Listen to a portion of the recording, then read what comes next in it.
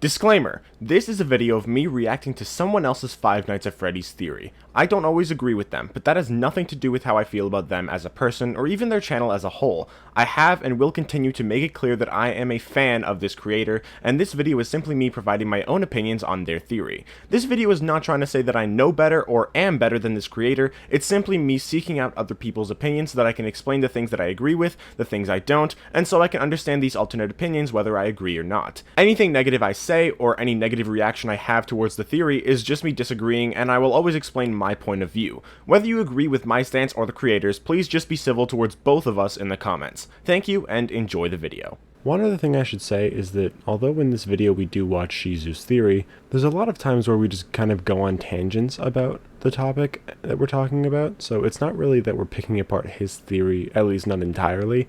It's kind of just we're talking about a bunch of different topics that kind of relate to it, so we're trying to figure out, does this theory work with our other beliefs, and if not, does it work with other evidence that we have? So does the theory work overall? So again, this is not like a hate video, it's just us watching this video and coming up with our own ideas for whether it does work, whether it doesn't work, and obviously we do respond to some of the things that he says in the video, and we're trying to figure out if it makes sense or not. So yeah, enjoy the video, and Shizu, if you're watching, I hope you enjoy, and don't take this as an attack, because actually I'm really impressed by the theory, so yeah.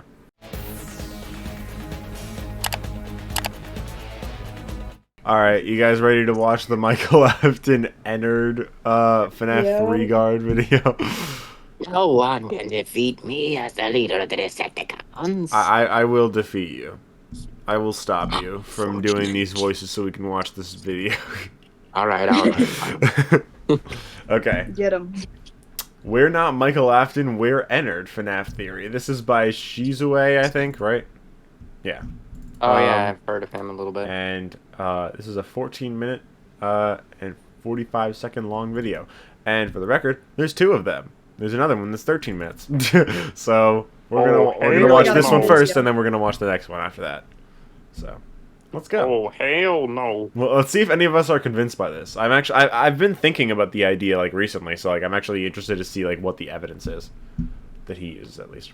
Let's go. Hey, this is basically just a super sped up version of us watching this theory. For the first video, we didn't really have any actual commentary. We were kind of just locked in on listening. But then when we watched the next video, we actually had a lot more to say about it. Mostly because Sandwich Man was in the call after that. When Sandwich Man joined the call, I was basically explaining the whole idea back to him. So the next thing you guys will see after this time lapse is over is just going to be me explaining everything to him. We did talk a little bit, as you can see here, and this is just basically me explaining how I had a similar idea before. Besides that, there wasn't really much commentary during this part, which is why I'm just like skimming through it, so you guys don't have to watch the whole thing of me just kind of sitting there. I'm now just trying to talk as much as possible so that I could fill up the amount of time that I have made it sped up, because if I sped it up even more, it would have broken my editing software anyway. Enjoy the rest of the video. So did you see that whole video that we just watched, or? I literally saw none of it.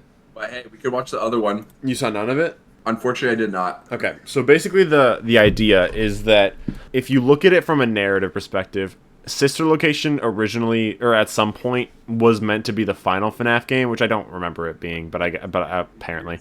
I think Scott did say that in the interview or whatever, like that it was going to be the end, and then he wanted to expand on the story in FNaF 6 or whatever, but why would it be the end? I don't remember, but I think basically his idea was that since Sister Location was at one point or another meant to be the end, it makes no sense that ENNARD would escape with our body, and then that would be the ending for the series, because that would go nowhere, right? So it makes sense that would have to have taken place at another point in the timeline, so that FNaF 3 can be the ending, because it's the only game it's the game at the end of the timeline that like wraps everything up, right? Besides FNaF 6, obviously. We're just going to leave Michael dead. But FNaF 6 isn't out. So basically his idea is that the Sister Location custom night cutscenes, each one takes place after a night of FNaF 3. So like that's where he's walking away from. He's walking away from Fazbear's Fright. So apparently Mike had worked at least one night, so that would be like night 0. And then there's 6 nights, so that would be 7 nights, and there's 7 cutscenes of him walking away from a building, right?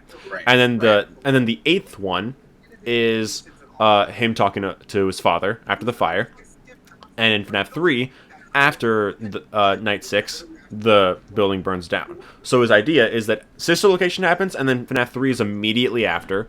Night 0 happens, and then each of the 6 nights happens. He spits out Ennard, then he burns down the location, and then he talks to his father after that.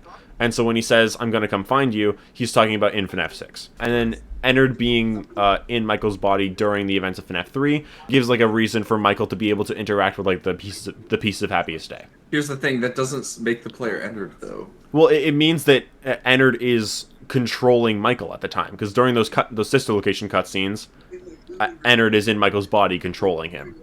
Okay, so just to be clear, when he says, "I'm going to come find you," is that after Phasma spreads burns? That's after it burns, and after he already spits out Ennard. Okay, so what's his motive in 3?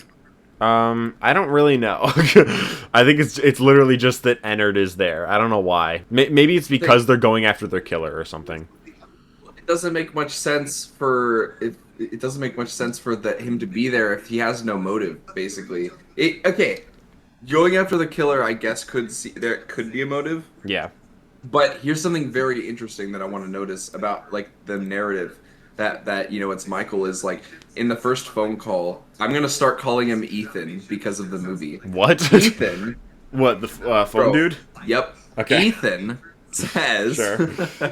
that, "Hey, glad you came back. I promise it'll be a lot more interesting this time," implying that Mike probably looked at the building, or did some investigations, like, "Hey, is my dad here?" and stuff like that. And then no, the answer was no, so he left. But then phone dude called him back and said, "Hey, it's gonna be interesting," so he comes back. Well, he says, "Hey man, I'm glad you came back for another night," meaning he worked there for at least one night.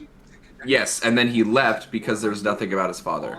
It might not even be that he left. It might just be like he got the job and he was just like, "I don't know if I'll stay here. I just want to check it out." So then phone dude is like, "Okay, well you came back the next night. I'm glad you did," or whatever. Like he doesn't necessarily have to have quit immediately. He could have just been considering quitting.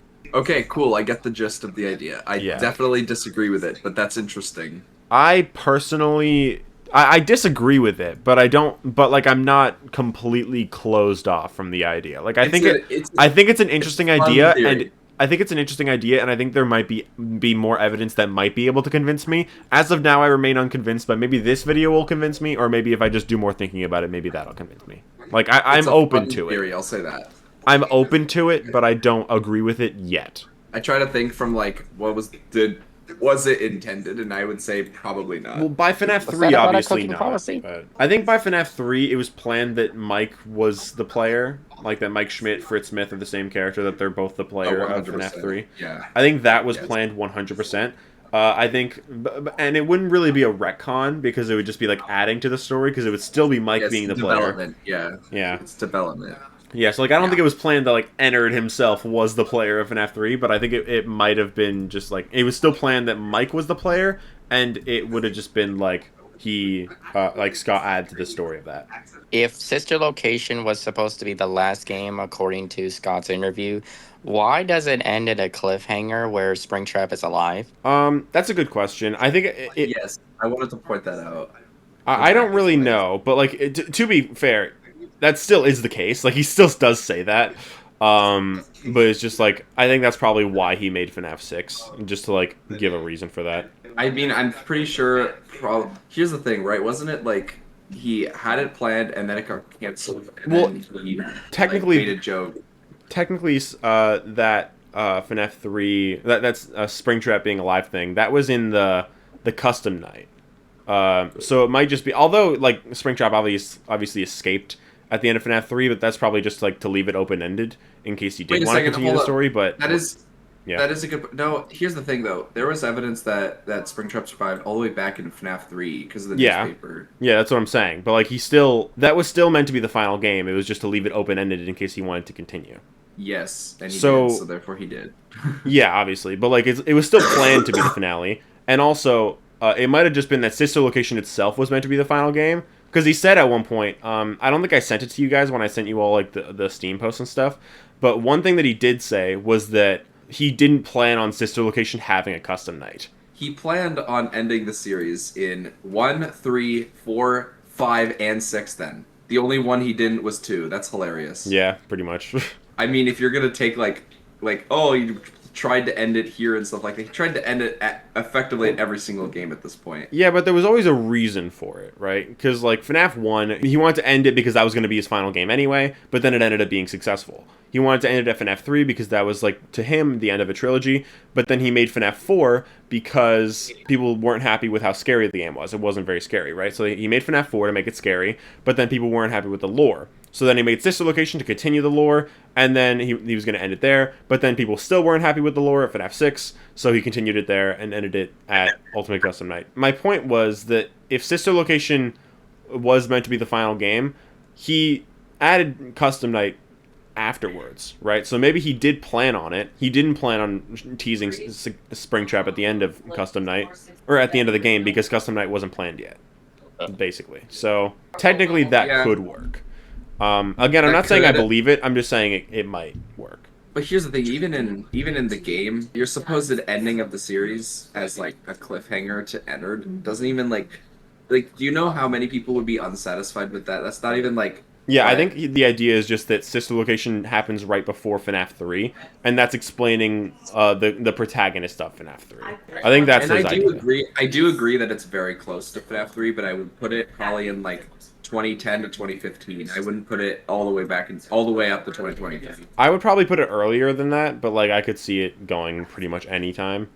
As long as it's after FNaF 1 and before FNaF 3. 1 and 3, yeah. I think FNaF 4 I prefer after Sister Location, just because because I think the Bite Victim is involved in that.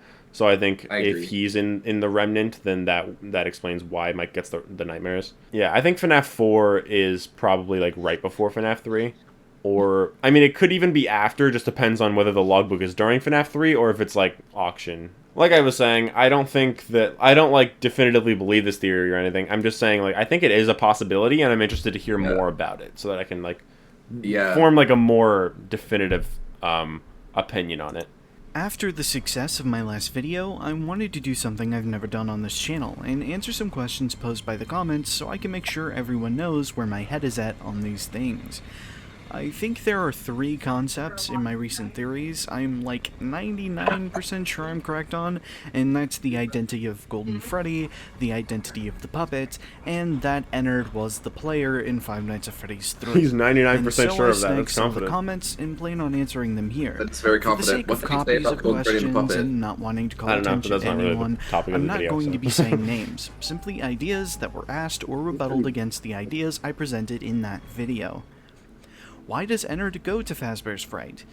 ENNARD is a fusion of 6 different souls, that being the missing kids from the FNaF 1 characters and the killer's daughter, 5. Elizabeth. We're shown leading up to the events of FNaF 6 in the teasers. Well, he said Elizabeth, so you're wrong. Immediately disproven. Daughter, Elizabeth. We're shown leading up to the events of FNaF 6 in the teasers that Elizabeth and the kids are arguing with each other about something, but it's never clarified what they were arguing about, other than the fact that they were crowded. This causes them to split up, as shown in the DLC, by getting puked up from Michael, and becoming 2 characters in FNaF 6 with Molten Freddy. Is he saying, like... I definitely disagree with that. Well, I more so think that they got out of Michael because his body was rotting and he didn't look natural anymore. So basically, like, their entire basis for why they used him to escape, which was looking like a human, that kind of defeated the purpose of that. But I think I agree. I also want to point out that the whole that text was a precursor to what we see in 6, which could explain as to the reason as to why Baby and ENNARD are 2 separate characters. I mean now. that is very clearly the point, but I think like his idea is just like that's why they left his body to begin with. They left his body so that they could separate from one another. Sure. Yeah, I definitely disagree with that though. Yeah, I disagree, but I could see it. Does one conversation have like a specific area and then the other has like a specific website? Like I think they were going back and forth between Scott Games and FNAFworld.com because they were 2 separate websites at the time. The Scott website had Circus Baby talking because of the eyes on the poster, and then FNAF World was the ghosts of the kids. Scott Games was the Fun Times, and FNAF World was Baby. Which is interesting because Baby was introduced in FNAF World. I don't know if that is any significance. Yeah, okay, never mind. Scratch that. No, you're good. But I think what he's about to say is that maybe what they were arguing about to begin with, and why they wanted to separate, was maybe because the missing kids wanted to go after their killer, and then Baby didn't want to go after her dad. Maybe that's it. Maybe that's the problem is maybe, but the problem is like the only way that a person can be kept alive due to Remnant is because the spirits want you to, which is like what I definitely believe now. The spirits want to keep Michael alive, whereas Baby seemingly would basically be ENNARD, or is it the other way around? Is Elizabeth keeping Michael alive at this point? Maybe, considering she's the one that says, like, you won't die, right? Oh, and is this why? Oh, okay, wait a second. So is this the reason why that she's the one who puppeteers Michael basically to go to 6, because therefore they can find their father? Well, no, because, like, ENNARD still leaves. No. Yeah, but, like, I'm talking about, like, Baby's remnant inside of Michael is the reason why he survives. Maybe. One theory that I had a long time ago was that, kind of like Carlton in the Fourth Closet, maybe the missing kids kept Michael alive after he helped them in some way. That's a theory that I had a long time ago, but it might be, like, slightly more likely now that we actually have, with this theory, like, that could actually work pretty well. Because my idea is that, like, he helped them, like, set themselves free or, like, put the pieces of themselves back together. So if they were in Michael's body during FNAF 3, maybe Michael helped them with setting up the pieces of Happiest Day, and that's how that happened. So, like, that would explain, like, why they would help him, and, like, if a similar event happened to the Fourth Closet, right? This causes them to split up, as shown in the DLC, by getting puked up from Michael, and becoming 2 characters in FNAF 6 with Molten Freddy and Scrap Baby.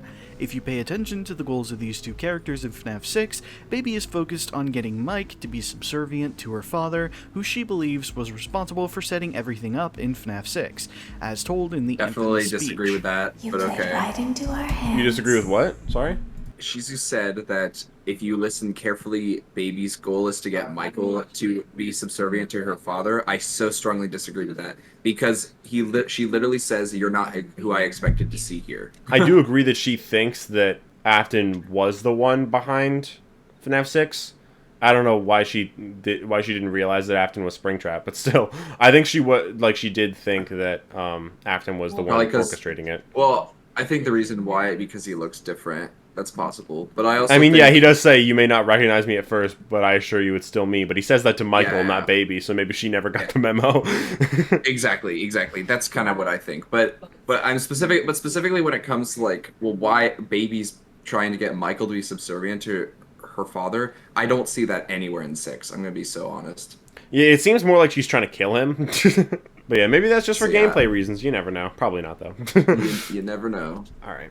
Of these 2 characters in FNAF 6, Baby is focused on getting Mike to be subservient to her father, who she believes was responsible for setting everything up in FNAF 6, as told in the infamous speech.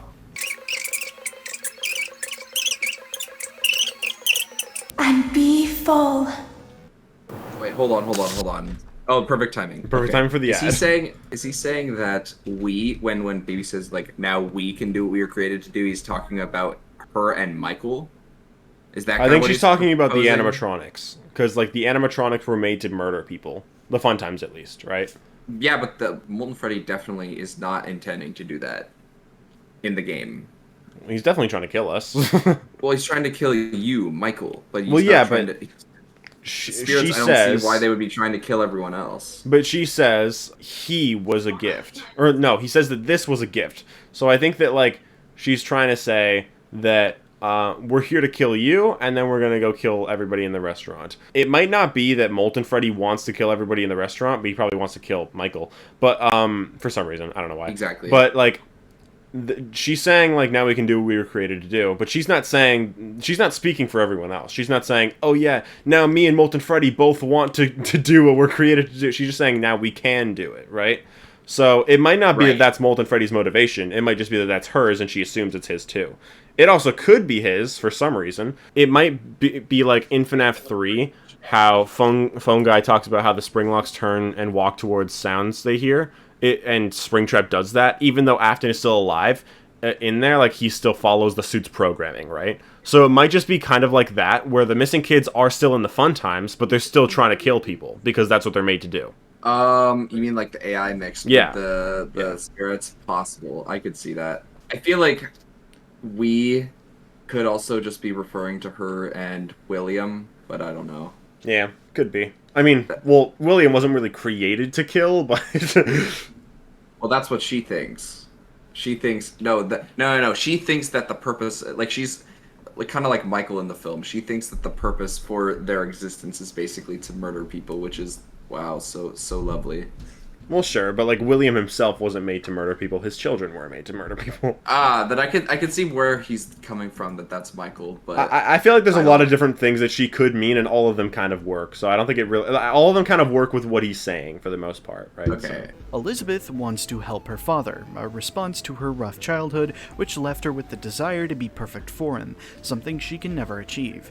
This speech of hers also requires her to be unaware that Scraptrap is William, as she believes the one who owns the building is William, not the yellow rabbit trapped inside. Similarly, Molten Freddy isn't obsessed with being Afton's friend, mixed with Michael's speech claiming, "They didn't recognize me at first, but then they thought I was you."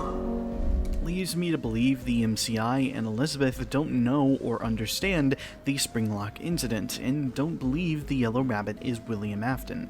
This same concept is explored inside of the books, most notably the novels, as well as inside of the movies.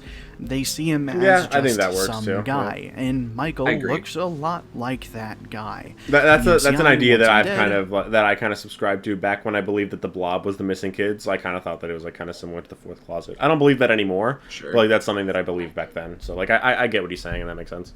And Michael looks a lot like that guy.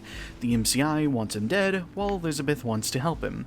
Once they converge into Michael, they realize, hey, that's not William, leading them to the most likely place for William to be, Fazbear's Fright.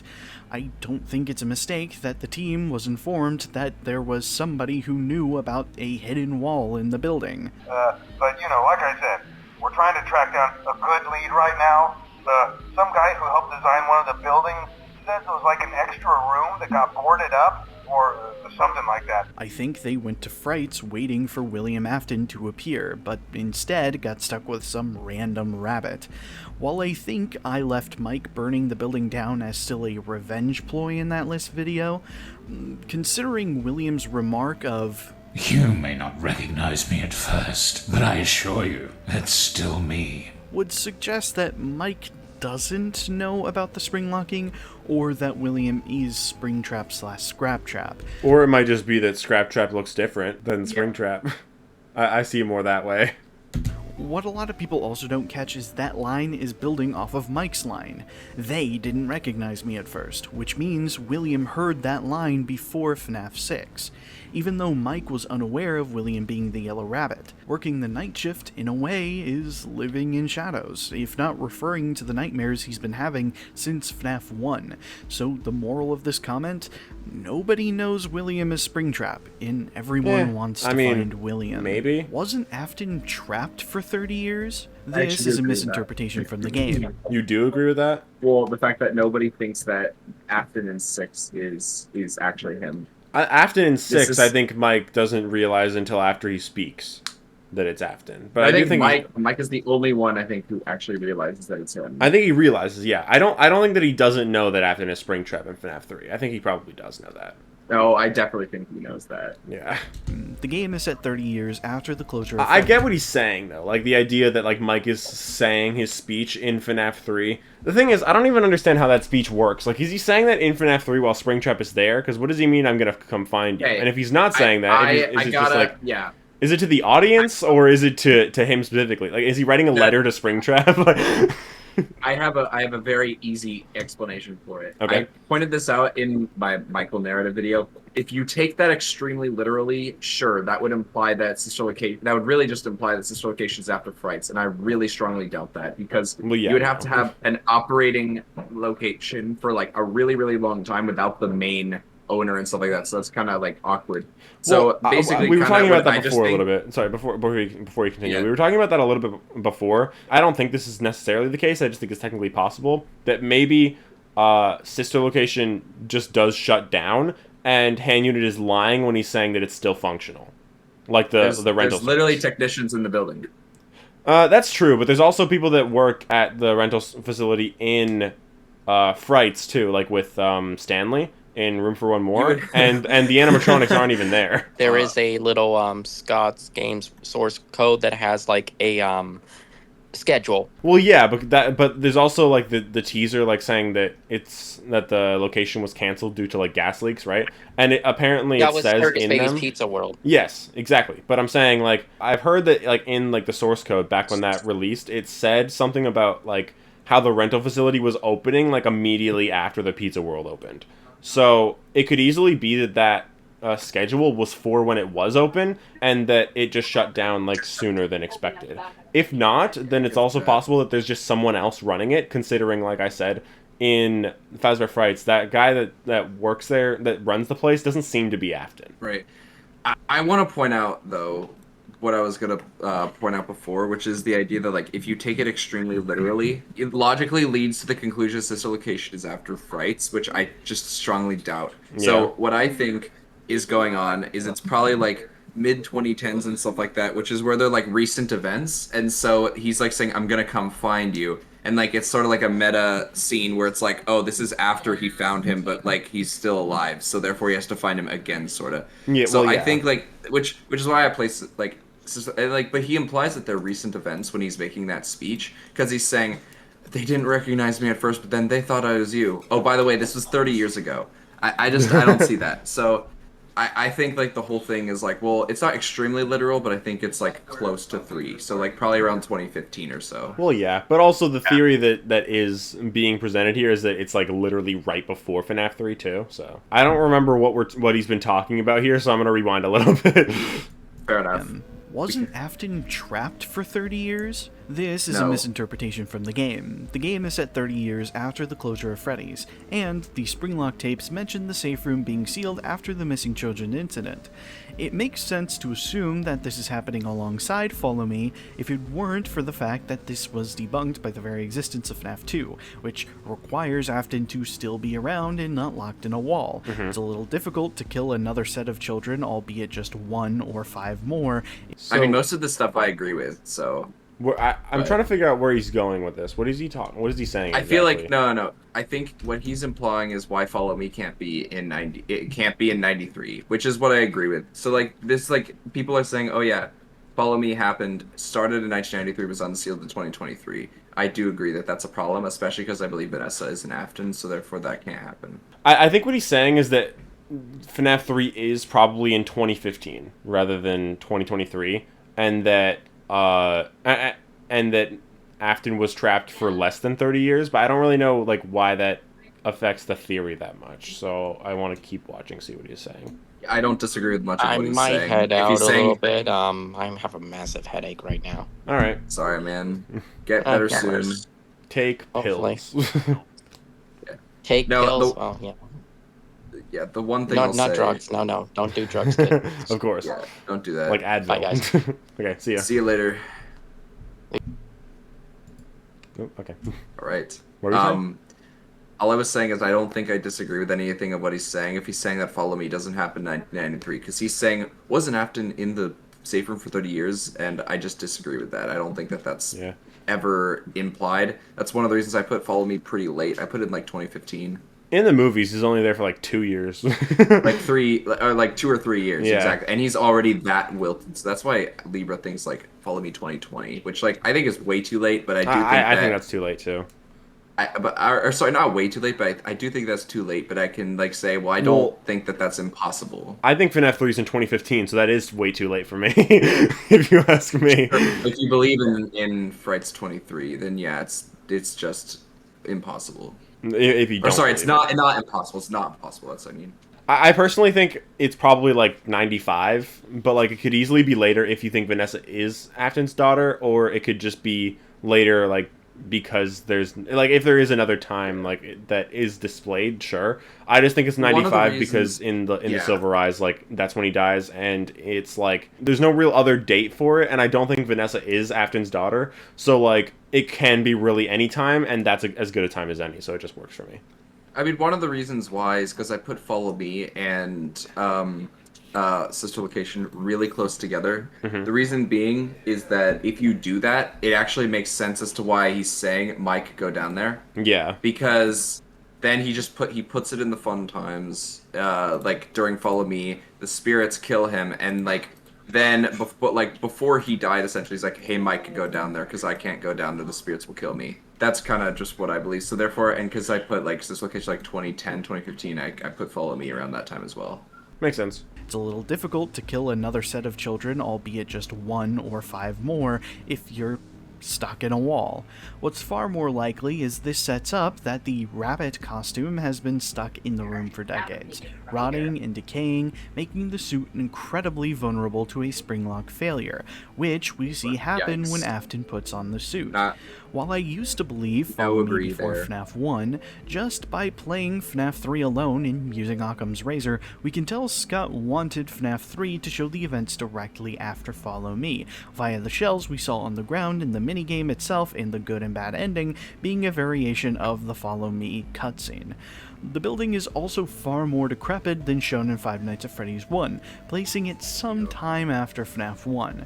That leaves us with any time between the mid-90s until whenever you place FNaF 3 on a timeline for the events of Follow Me to take place, which leads us into the next comment. William can't decay that fast. He had to be in there for a long time. Not really. It only takes Strangely, like the a minigames year in max. Sister Location show Michael decay at an incredibly fast rate. Yeah. And even taking ENNARD into account, I think having metal rods smashed into... To be fair, I think this was released way before the FNaF 2 movie, so technically that wouldn't be revealed yet. But like he's saying, Mike decays really fast. True. And also, you could just Google it. It takes like less than a year to be a skeleton.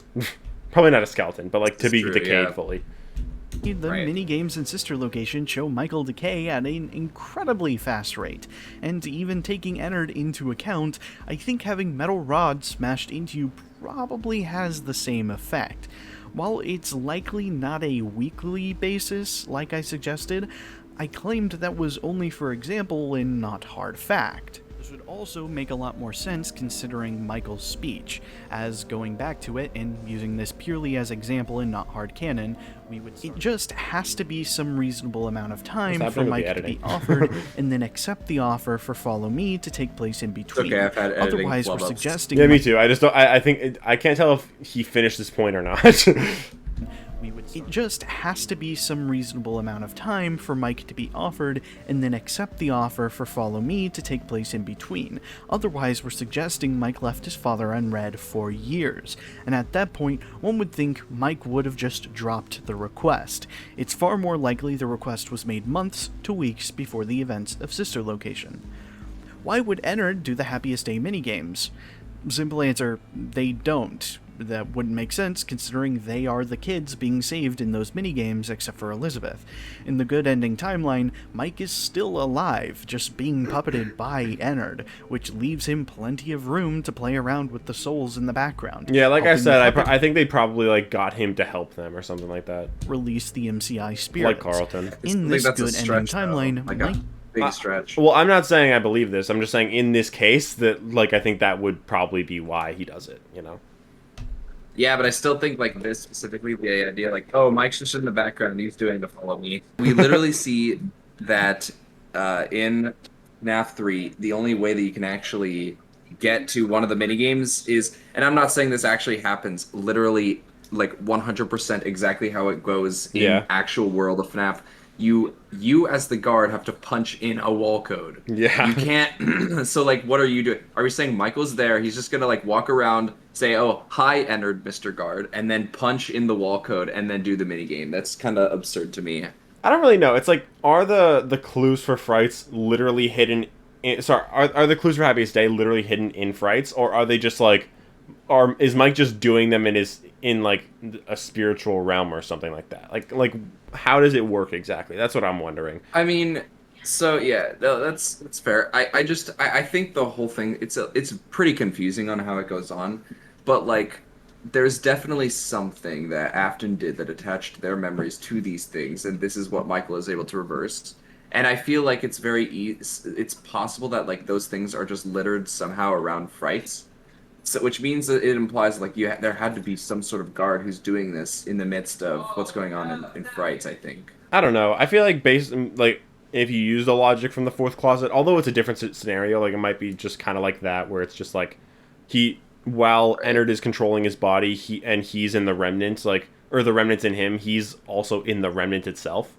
Because like when Carlton is injected with remnant, he's not really conscious. He's in the spiritual realm, and like the remnant being in his heart is killing him. Well, right? So it might just be kind of like that, where Mike is also in a spiritual realm, and that's where he's doing all this stuff. Sure. It's a little confusing exactly how it fully works, but I do think that some of them have to do with actual tangible objects within Frights, because take the cupcakes, for example. You have to collect all 4 of them. They're in cameras in Frights. Take the Spring Bonnie figurine on the desk. You have to take that as well. So I think like the whole thing is like they are physical objects that been used to set up False Happiest Day that they probably found while they were still setting up Phasma Fright. Maybe, yeah. And then Michael is able to do that and reverse that, so then they could have their happiest day. Okay. I could see that, maybe. I'm just not like 100% sure like how it would work. But I think either way, I think Michael probably could find a way to do it. If Ennard, like, maybe Ennard punches in the wall code, and then Mike is like, "Thanks, I got it." And he just in the spirit realm, it's just like he sends the wall code to him, or maybe they just look at something, they scan it with their animatronic eyes, and then it just like goes into his head or something. Yeah, no, it's just a matter of his implicit premise is that Mike is there, while Ennard is also there, which is like there's no evidence for that. Well, it is just really hard to gauge whether the pieces of Happiest Day are physically there or if it's just like he's doing it in his head.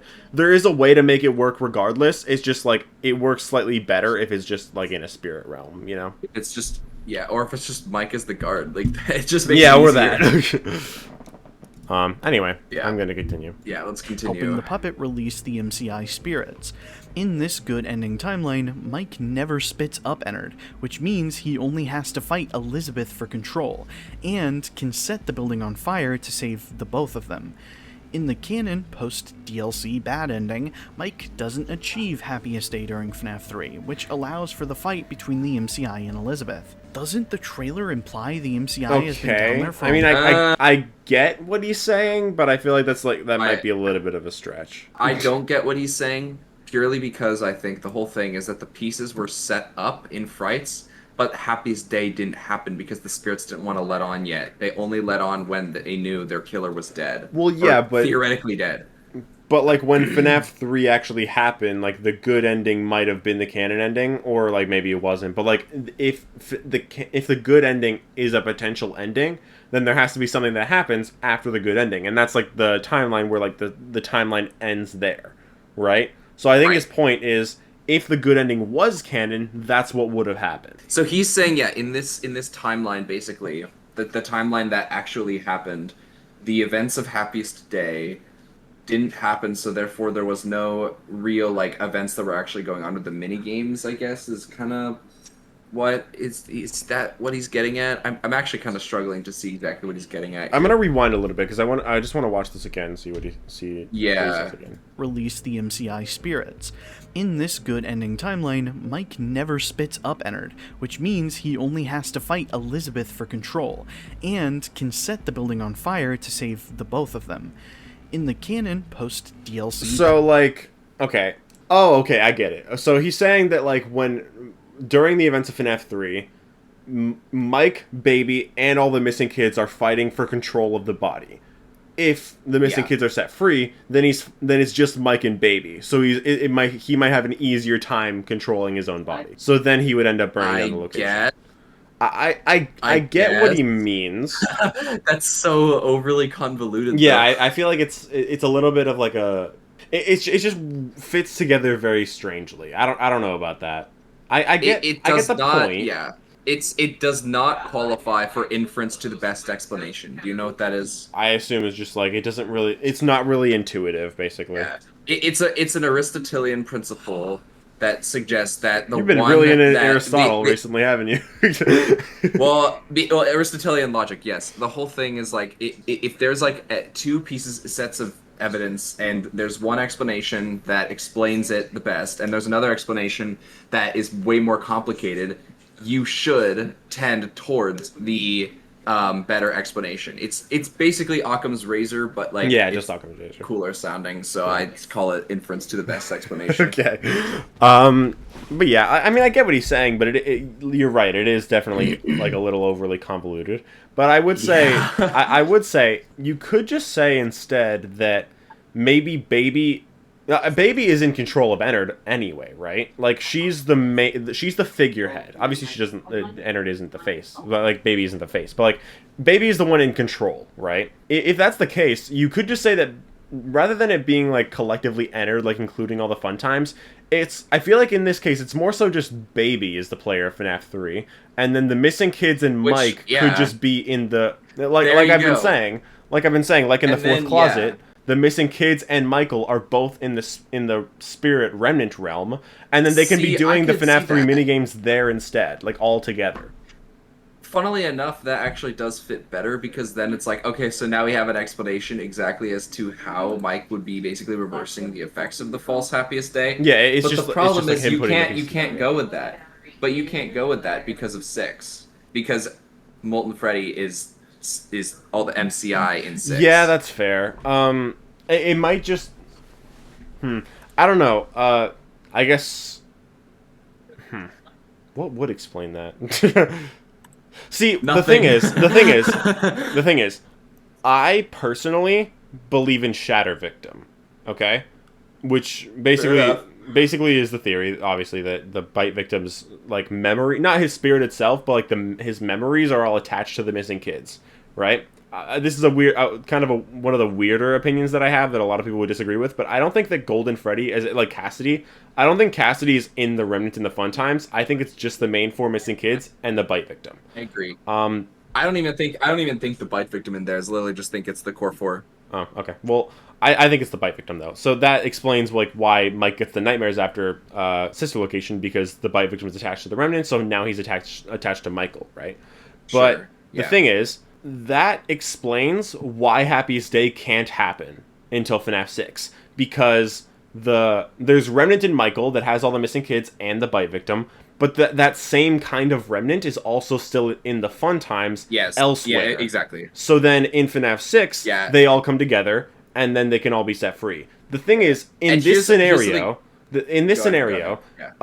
if the Fun Times are in Michael, they're all in one place, so they can easily be set free. Now, you could say that Charlotte has to be there too, so then I guess that works fine. It just feels weirder, like, it just feels a little bit weirder if all the missing kids are all in one spot, and then, like, they separate again. Wait, sorry, one more thing. Sorry, I don't mean to interrupt you, but, like, I just realized that the puppet is in FNAF 3 too, so Happiest Day could definitely happen.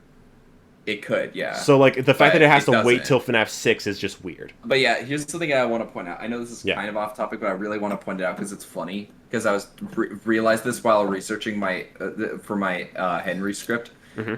Henry specifically says I have to gather them all together, all the pieces in one place, basically, so you can set them free, erase it by burning them. Well, obviously the burning is false. That has been proven false by many different sources. However, he then says later in his speech, to Michael, although this job was not intended for you, I have a feeling that, so he thinks that he can actually achieve his plan without Michael showing up. So ironically, the only thing that kind of saves his plan theoretically is the fact that Michael shows up, because Michael has remnant. Yeah, exactly. So the fact that wasn't planning on he couldn't Henry. That does make him a little stupider, doesn't it? Like even dumber, because he's like, well, that's not all the pieces. There's another piece in Mike. I mean, you could say maybe Mike doesn't know, he doesn't know about Mike being injected with remnant, but I feel like no, he doesn't. But that's why his plan theoretically fails without him. Yeah, but I feel like that.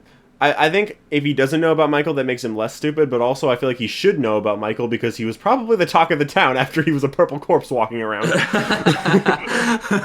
Yeah. No, but I will say, I mean... And if he knows about ENNARD, he should know about Michael, too.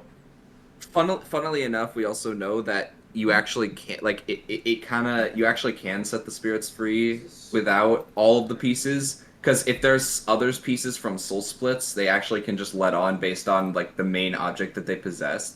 Then they can let on. because that's like it shown in the fourth closet, I think, because like when they leave, all the other stuff that they were possessing is no longer possessed, and that was like all those other pieces were elsewhere and stuff like that. So, well, you mean like I the don't missing thi- kids so- and like them being in the fun times, like they're separate, not in the same spot, or Well, there were like other pieces that like they had like split their soul to, and then when they actually let on, that all those other pieces like stopped being possessed. So Okay.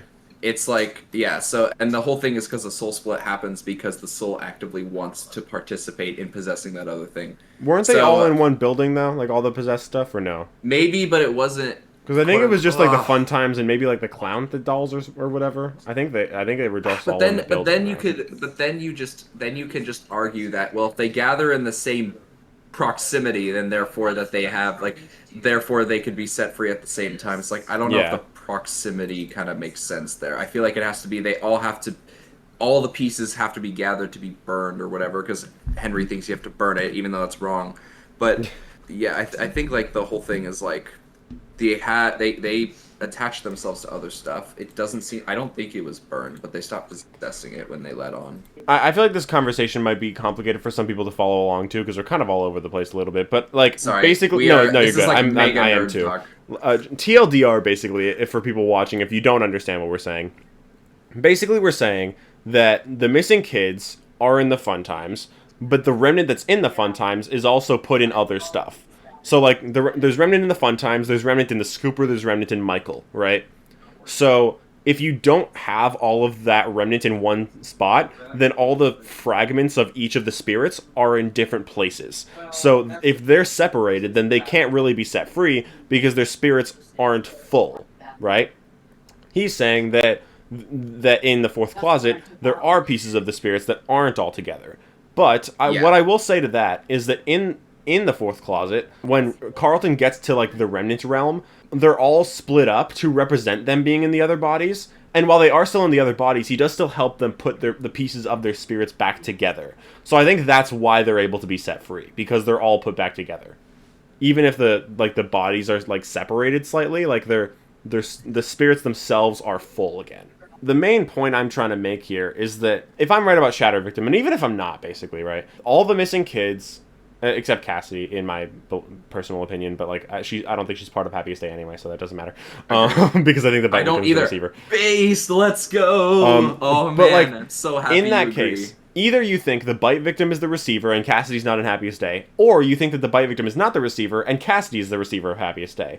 Either way, How it works. whichever one is the spirit in Happiest Day, they are the one in the fun times, I think. Right. Yes. Or neither of them are in your case. But my point is, all the spirits that are in Happiest Day, at least the main ones, the ones that need to be there, all the like the four main missing kids, the Golden Freddy spirit, and the puppet, all of them are in one spot in FNaF 3. All the fragments of their spirits are in one spot, minus the Scooper, I guess, but I don't know if maybe there's none left in the Scooper or something. But either way, for the most part, all of them are in one spot, so they should all be able to be set free here. But they're not, because they're still in FNaF 6. That's a big problem I'm having with this theory right now, and what I'm trying to wrap my head around. Because I do actually kind of think the idea is interesting, and I'm not saying I would necessarily like to believe it, but I would like to believe it's possible. And I do think it's possible. I'm just struggling to find a way for it to work well, if that makes sense. So that's just a big problem I'm having right now. I don't see a reason why they would still be around in FNaF 6. Whether the good ending or the bad ending is canon in FNaF 3, we know it's the bad ending in FNaF 3. But if all the spirits are in one spot, it should, logically speaking, be the good ending. That's what I'm saying. I don't think we disagree on that, but yeah, we can go. We can keep going. we have Sorry. 6.5 minutes left, or no, 5.5. Right, math? Yeah. Yeah, 5.5. Okay, let's keep going. Math is mathing. Ike doesn't achieve Happiest Day during FNaF 3, which allows for the fight between the MCI and Elizabeth. Doesn't the trailer imply the MCI has been down there for a long time? I'm fairly certain this is referring Yes. to the animatronics, as the voices of the animatronics that are talking are that of the Biddy Babs, which are not possessed by the MCI. However, Well, I if mean, were to technically they do could that be. I think that they could. I don't know if they. I feel like the idea of saying, "Oh, they're definitely not," is kind of like, well, how do you know? Yeah, they definitely could be. And, like, I think in the fourth closet, like, those little clown doll things, weren't they infected by the remnant? They might be. I Oh, think wait, they no, were. no, never mind. I do think that they're probably split between the Biddy Babs as well, and the mini arenas, because the mini arenas are all trying to get inside of Mike. Right, yeah. I mean, to Bon be fair, Bon, if I don't know. if all the fun times were made to kill, maybe the mini arenas and Biddy Babs were too, though, technically. There you go. And like, but it's like, it makes sense that like you'd have the spirits like up everywhere basically, and then it makes sense as to why there's the whole thing of Night 4, why they're crawling into Mike and stuff like that. Like we see in like the room for one more. The whole point of that is basically to say, well, these guys can't really be destroyed by the scooper, so this is the only way that they can get out. Yeah, I can see that. Saying the Biddy Babs aren't infected with remnant, I mean, like, there's no real basis whether they are or aren't for the most part. So, like, I mean, there's a basis for why they could be, but there's no like confirmation that they are or aren't. So, like, I feel like just saying that they're not, like, there's not really any reason to believe that they're not. However, if I were to attribute that setup of a soul, it would likely be Elizabeth, who has been down there for over 30 years, according to this concept. She was kind of left to rot after William was done with her experimentation of learning how to possess an object via an animatronic. See, that is true. That is, I mean, that's one of the reasons that I said works. yes, that is what the trailer implies, but not because of the rest of the MCI, just Elizabeth. Yeah, for sure. Her story is incredibly sad. The last scene is straightforward. Mike is going to Five Nights at Freddy's 3. Then the DLC just wouldn't exist. Assuming this alone was referring to FNaF 3, we've now set up Michael as Purple, making it improbable he would be hired by the Frights team. The MCI and Elizabeth are now on the run without any conclusion to their story, let alone why Scott would choose to show Springtrap rising from the ashes of Frights to establish that that was where Michael found him. If that was the intention, Scott would have just used the normal Frights location, showing Springtrap arriving at that location. Well, I would say that this is meant to be a teaser for FNaF 6, right? And if you want to say that Sister Location was meant to be the final game, I can say sure. But I think that by the time of Custom Night, it was definitely meant to continue with FNaF 6. Because of Springtrap, like, returning at the end. I agree. Because I think, I agree. Because I think timeline-wise, yes, it's before FNaF 3, but I think meta, it is implied to be a teaser for 6. Yeah, and, like, in FNaF 3, obviously, it teases Afton, like, coming back, but, like, it doesn't go anywhere with that yet. But Sister Location Custom Night doubles down on it, implying Scott very much wanted to make FNaF 6 next. Like, it was very clearly being set up. For sure. That was definitely I also want to point out, he made an offhanded comment that it makes no sense for Michael to be hired for the Frights guard. Right, That's only if you assume he doesn't regenerate after, which is what I believe. Yeah, I agree. I think that Remnant can regenerate you. And I think that, I know he's a rotting corpse right now, but, like, I think if he regenerates, he just won't be anymore. Exactly. He just regenerates, he gets his organs back, and he's fine. Yeah. One of the big reasons I believe that is because, like, in the cutscene itself, you can see that his sprite not only falls over, it falls in on itself, as in he has no skeleton, which also Scott said himself. Right. He says that, and then he has a skeleton exactly when he gets up. Yeah, so like he can't stand up. I've heard people say that, like, ENNARD leaves his endoskeleton in there, but I don't really see, like, why that would be the case. And the whole thing of, like, I should be dead, but I'm not. The question is, like, he's probably saying that because after he spit out ENNARD, he gets up, and then he sees that, oh, wait, I'm starting to get better, I'm starting to heal, what the frick is going on? So he's, like, saying to William, like, what the heck have you discovered? What the heck have you been doing? Yeah, he's like, I should be dead, but I'm not. He's like, bro, but Dad, what the heck are you What did you do? What did this fucking spoon do to me? Literally, that's so funny. That's so real. Okay. Anyway, let's keep going. Anyway, continue. Everything in the DLC establishes a sequel being set up, which is exactly what we see with FNaF 6. Michael is a manager of a package building. No interactions needed, just money. The MCI, Elizabeth, and Scraptrap, they all end up in this building, with Elizabeth suggesting she was called there, which is likely the same thing that called out to Mike to pursue this package. Everything in that DLC sets up FNaF 6. What about the survival logbook? I've covered this in the past, but to reiterate for those of you who are new to my channel, the contents of the survival logbook require knowledge from the Frights team that they just weren't aware of, at the very latest until Night 1 of FNAF 3, which requires the team to have made that entire book within the span of 5 days, which is just unlikely. Two things. Number one, we do not know how long Phasma's Fright was being set up until Mike returns. It could be like months in preparation. Yeah. Because Phone Dude specifically says, I thought we would have more by now. It's not like Mike comes and that's like the first night. They didn't just like start setting this up overnight. I really strongly doubt that. The second thing also, the idea like, that requires information that they just don't know. Why not? What information in the logbook really? Is there actually something that they couldn't have known? Dog. That's some valuable information. No, but seriously, think about it. What information in the logbook is something that people setting up fights couldn't have known? I feel like it's just the office itself, which like as they were setting up fights, like they could easily just like be making that in their own logbook. So like exactly. Besides that, I don't think there really is anything that, like, FNAF 3 related, right? Well, it's also like, people say, well, how did they know about the fun times? Well, the fun times are not nowhere to be found in, like, history of Fazbear Entertainment and stuff like that. Not only is Seabear an active company, but also, like, there was Circus Baby's Pizza World. In Frights, in Dance With Me, there's literally, like, in an alternate universe, we literally see that they have a Circus Baby's Pizza World set up, and stuff like that.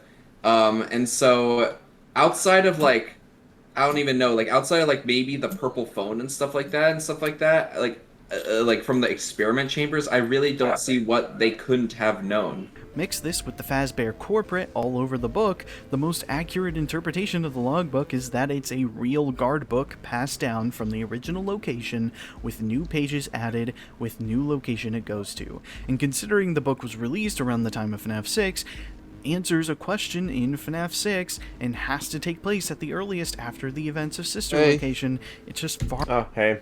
So what he's saying right now is that the logbook was a real guard book that they added pages to match the Frights location, which, I mean... There's so many problems with that. I mean, not really. Like, it's fine if they're adding pages and if stuff isn't just being removed, or like, if it's not an exact, like, copy from the original one. If they actually add stuff to it, I'm fine with that. Name one thing in the entire book that in universe makes sense to be an actual guard book. I mean, it's about like how to be a guard. I disagree with I'm talking about but I'm talking about the content of the pages. Well, I think the main problem with it being like an actual guard book is the fact that it's a children's activity workbook. That makes it seem like it would be like a horror attraction. Literally, like nothing else like suggests. Oh, there's an actual guard book for Freddy's. Yeah. What do you mean? There's no content that even suggests anything like that. Like, oh, this is a guard book, so let's have you do a word search, and let's have you do like, say, would you rather outrun Baby or the puppet, or what? Foxy or the puppet? Yeah, this stuff is real gonna be helpful for your experience at Freddy Fazbear's Pizza. I can see just stuff don't like see that at all. I can see stuff like the word search and the quizzes being fine because it's like testing your knowledge on Freddy's itself. But like the actual like, oh yeah, draw this stuff, make a new design for Fazbear Entertainment, like that kind of stuff. I feel like that doesn't need to be there for a guard book, right? Yeah. You could just say that is the stuff that's being added. Like, that, I guess, works. It's just, like, that would be too much added, and at that point, it's barely even an original guard book. Basically. Yeah. So, like, you could say that it's an original guard book with most of the pages being new, but, like, that kind of makes it seem like, okay, you might as well have just made it a replica. Anyway, let's continue. Or more likely, Mike filled out this book during FNAF 6, even if he was given the book during FNAF 3. How the hell is FNAF 4? I mean, it could just be after FNAF 3 and before FNAF 6. That would work, too. I'm fine with either one. That works either way. It could be during FNAF 6. That's fine, but, like, it doesn't have to be. Agreed. Even if he was given the book during FNAF 3. How the hell is FNAF 4 after 1? It is. This is He's referring to right the night about that. gameplay, not the events in the minigames. While it is It's likely the the phone crying calls child that experienced proves the it. nightmares himself, we can hear the FNAF 1 phone calls in the background of the night gameplay, and the game continues even after the child is already shown to be dead. It's far more likely the crying child experienced a variation of the core 4, associated with the 4 bullies, and then Mike is the one experiencing Fredbear and Nightmare years later, haunted by the guilt of the big bite. This lines up with Fredbear and Nightmare being drawn inside of the logbook. We don't even know if the events in the original 6 games I even agree with that.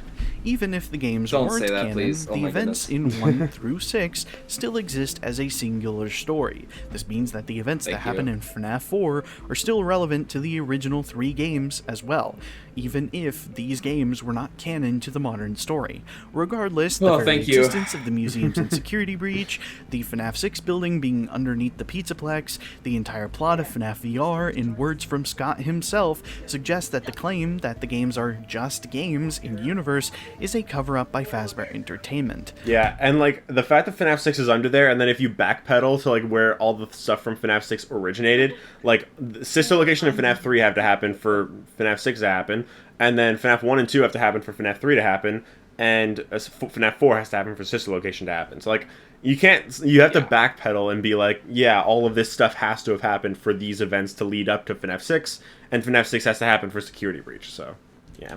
I will say under one quick comment before we move on. I will say it doesn't necessarily follow that 4 has to be after sister location. I think it is, but it doesn't have to be if you believe Follow Victim. Yeah, it can easily be. You can easily be after FNAF 1 and before FNAF 3 at pretty much any time. But yeah, for sure. But like it is 100% the case that it has to be after FNAF 1. This is 100% true. It can be after FNAF 4 too. Like that work. Sorry, it can be after FNAF 3 as well. Like it can be after like the nightmares. Or sorry, it can be after the. I can't speak. It can be after the horror attraction works fine too. Anytime between FNAF 1 and FNAF 6, it can work. You know, one other thing, I severely doubt this, but it can technically happen during FNAF 6 too. Because please, no. I don't think so, but technically it's possible because everything in FNAF 6 takes place during the day, not at night. Sure, go with that. It does.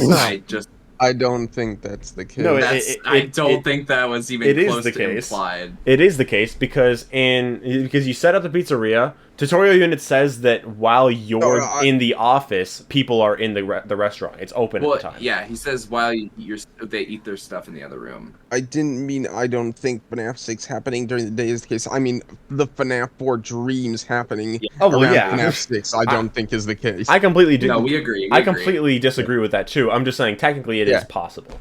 Okay. For sure, we agree. So pretty much any time between FNAF 1 and the end of FNAF 6, FNAF 4 can happen.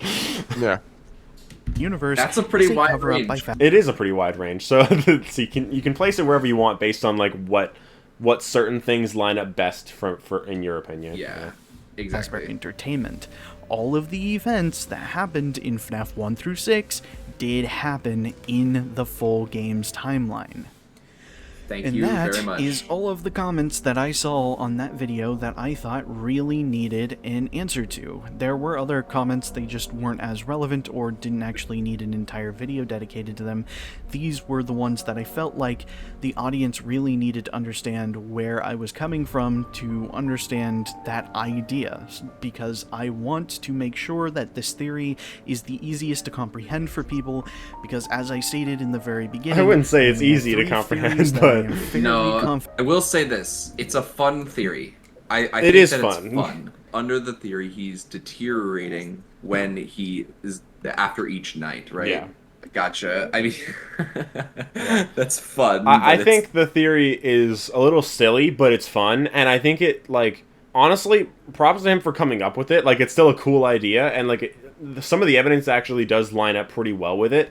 I just think that there's a few things that, like, just don't seem to work perfectly for me. That, like, I either need to look into it more, or I just might just disagree with it. But I think I will probably look into it more before, eventually I'll make my own video, like, on this topic, and why I think it might work, and why I think it might not work. But I think it's an interesting theory for sure, but I personally just don't agree with it. But it's cool, though. Agreed. It is a fun theory. I will say, I think that it would be very not narratively satisfying, because then Michael is the player of every game, but it's ENNARD who's player of 3, but like he comes back at 6. I just like, okay, that's interesting, I guess. I mean, it's like FNaF 2, it's half Michael. Oh, there you go, yeah. Well, actually, I'm starting to lean towards both of them being Michael, but... Jeremy, too? I mostly have a problem with just, like, the logistics of the spiritual stuff, right? I think, for the most part, a lot of it does work. It's just, like, a few small things that, like, create bigger problems. And like I said, I'll probably make, like, my own full video, like, my full theory video on like, the idea and whether I think it works or not.